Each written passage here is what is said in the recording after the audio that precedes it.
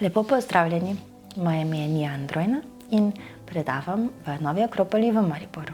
Sedaj bomo za nekaj trenutkov pokukali v drugo temo tečaja praktične filozofije, vidna in nevidna narava. Mi vemo, slutimo, da nismo le to telo.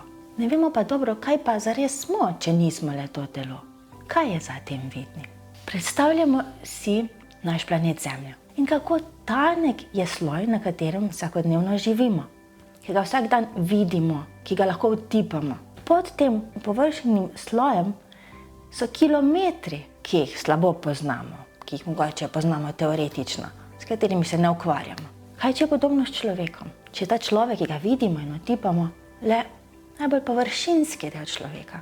In so za tem človekom sloji več nivojev nevidnega človeka, nevidnih dimenzij. In zakaj želimo to spoznati? Kajti, če sem to vse jaz, želim to znati uporabljati. Želim to poznati, želim tako, kot znam uporabljati svoje roke, želim uporabljati svojo psiho, da jo na enak način znam kontrolirati, da poznam njene zakonitosti, da znam operirati z njo.